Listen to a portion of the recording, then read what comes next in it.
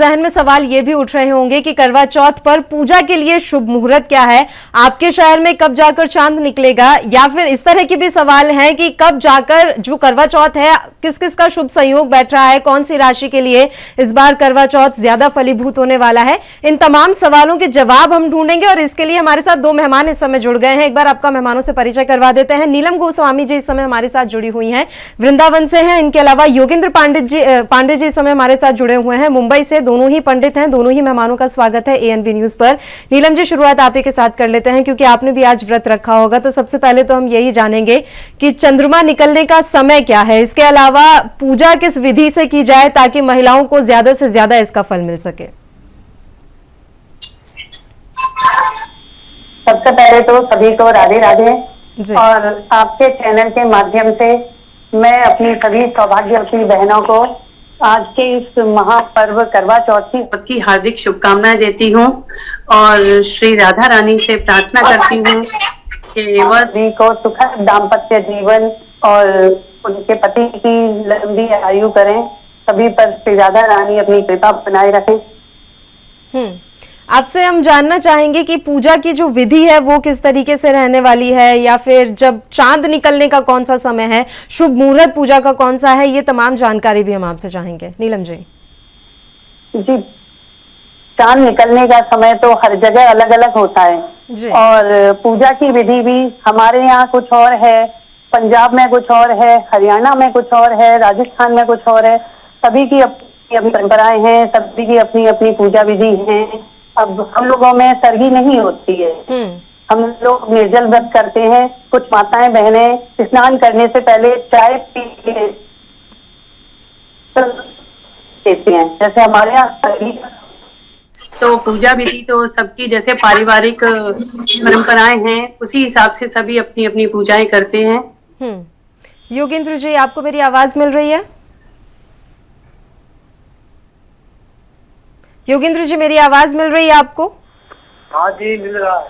ठीक है योगेंद्र जी, आपसे कथा जरूर जानना चाहेंगे हम कि आखिर ये करवा चौथ मनाने की परंपरा कहाँ से शुरू हुई। इसके अलावा ये भी आपसे जानना चाहेंगे कि इस बार कौन से शुभ संयोग इस चतुर्थी पर पड़ रहे हैं। सनातन धर्म के अंदर कार्तिक मास का बहुत ही अति उत्तम महत्व है, पहली बात। दूसरी बात ये है कि ये ऐसा दो चार संयोग मिल करके करवा चौथ जो है शुभ मुहूर्त में, शुभ नक्षत्र में सुहागन स्त्रियों के लिए ऐसा शुभ मुहूर्त आया है कि इससे बड़ा तो कोई मुहूर्त हो ही नहीं सकता सुहागन औरतों के लिए।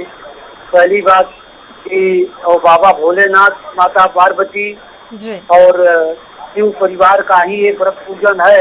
स्त्रियां बाबा भोलेनाथ का ही पूजा करती है। चाँद देख करके जो है ये अपना व्रत खोलेंगी। तो आगे स्त्रियां और कुंवारी लड़कियां भी जो है इस व्रत को करती हैं। तो कार्तिक मास का महत्व तो बहुत बड़ा है। तो इससे बड़ा मुहूर्त और ये अपना ये जो अमावस चल रहा है कृष्ण पक्ष का, कार्तिक मास का, इसमें तो पहला दिन से ही स्नान ध्यान सब शुरू हो गया है। तो ये तो बहुत बढ़िया शुभ संयोग नक्षत्र और सर्वार्थ सिद्ध योग से शुरू हुआ है। हाँ, तो औरतें जो है अपने पति के कामना के लिए, ये लंबी उम्र के लिए जो है ये सब व्रत पूजन करती हैं कि हमारे पति का जो है उम्र लंबी हो। हाँ, आज के दिन जो है औरतें जो है सुरहो श्रृंगार करके बाबा भोलेनाथ का पूजन करती है और चाँद देख करके जो है व्रत का पालन ये करती है, तोड़ती है और पति का जो है पूजन करती है। आज पति परमेश्वर से बड़ा कोई नहीं मानती है, जो है पहला पति परमेश्वर, उसके बाद जो है भोलेनाथ, माता पार्वती, गजानन महाराज, कार्तिक महाराज, ये सब आज उन्हीं के पूजा कर संकल्प ले करके जो है औरतें सब चीजें करती हैं। बिल्कुल, आप जैसा बता रहे हैं कि आज का दिन पूरा ही दिन बहुत ज्यादा शुभ है और तमाम शुभ संयोग भी बन रहे हैं। आपसे हम समझना चाहेंगे कि जो शुभ संयोग बनते हैं उनमें राशियों का कितना प्रभाव रहता है। क्या राशियों के हिसाब से सभी को अपने अपने हिस्से का फल मिलता है, या जितनी भी तमाम महिलाएं इस समय व्रत कर रही हैं, निर्जला व्रत कर रही हैं, निराहार व्रत कर रही हैं, सब पर भगवान की कृपा उतनी ही बरसती है? नहीं, ऐसा है ना कि अभी एक समय में हर लोग पैदा हुए हैं तो कोई राजा हो रहा है, कोई रंग हो रहा है। आज का दिन ही इतना मुहूर्त बढ़िया है, चतुर्थी तिथि। हाँ, और जो है ऐसा तिथि तो बहुत संजोग से ही मिलता है औरतों के लिए। आज का पुण्य तो सबको मिलेगा, राशि पर होवे नहीं होवे कुछ भी मतलब नहीं गिरेगा इसका। क्योंकि बाबा विश्वनाथ की नगरी, बाबा भोलेनाथ का जहाँ कृपा है वहाँ कोई बंधन बाधा आने वाला नहीं है। हाँ, तो सभी स्त्रियों के लिए जो है ये शुभ मुहूर्त है, इसमें राशि का कोई मतलब नहीं है। सबको जो है फल मिलेगा जैसा जिसका एक विश्वास है। हाँ? जी नीलम जी, ऐसा माना जाता है कि पतियों के लिए ये व्रत होता है, पति की लंबी उम्र के लिए ये व्रत रखा जाता है, लेकिन अभी देखने में आ रहा है कि कुंवारी लड़कियां भी बड़े जोर शोर से और उत्साह के साथ इस व्रत को करती हैं। नीलम जी। जिनका विवाह शादी पक्की हो जाती है वो करती हैं, या कुछ जगह कुंवारी लड़कियां भी व्रत करती हैं कि इनका होने वाला अच्छा हो, सुयोग हो।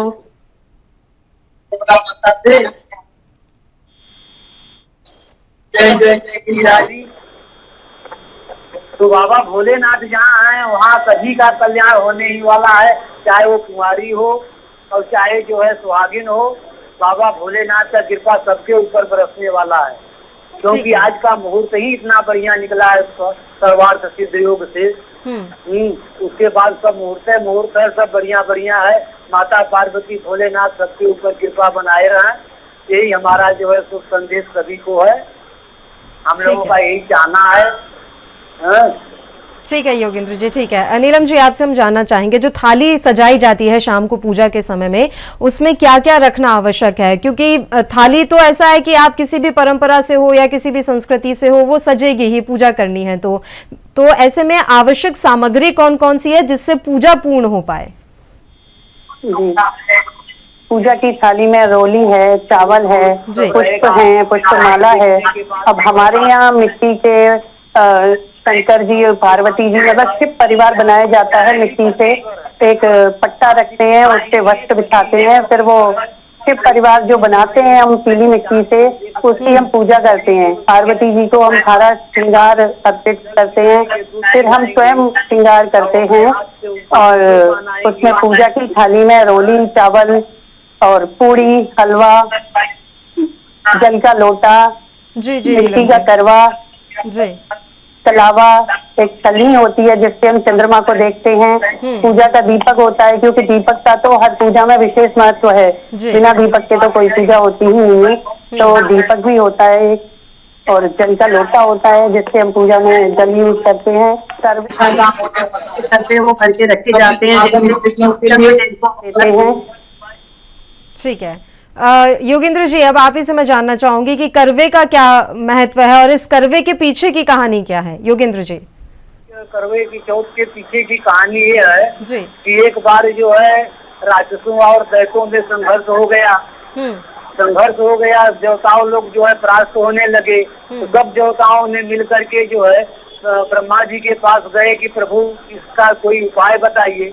तो ब्रह्मा जी ने बोले कि ऐसा है कि अगर आप लोगों की जितनी देव स्त्रियां हैं, अगर एक करवा चौथ जो है व्रत रखती हैं तो दानव का जो है नाश होएगा। और दूसरा कहानी है कि द्रौपदी जो है, कृष्ण भगवान द्रौपदी को समझा रहे हैं कि आप जो है एक करवा चौथ का व्रत रखिए और इसमें जो है पांडव लोग का विजय होएगा। हाँ, पांडव लोग का विजय होएगा। यही दो प्रसंग है इनका। चलिए ठीक है योगेंद्र जी और नीलम जी, आप दोनों का ही शुक्रिया, आप हमारे साथ जुड़े, इतने महत्वपूर्ण मसले पर आपने तमाम जानकारियां पहुंचाई और ये हमारे दर्शकों के लिए भी काफी उपयोगी होगी। तो करवा चौथ स्पेशल में इतना ही मेरे साथ। बाकी तमाम ताजा और अहम खबरों के लिए आप देखते रहिए ANB न्यूज। नमस्कार।